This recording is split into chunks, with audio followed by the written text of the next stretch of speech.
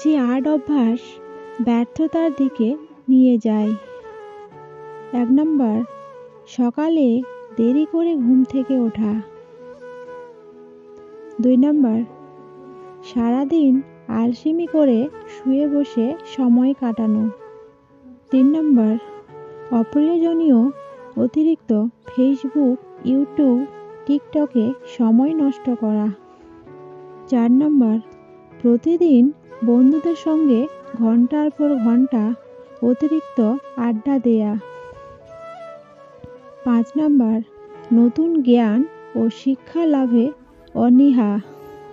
৬ নম্বর, শৃঙ্খলাপূর্ণ জীবনযাপন না করা।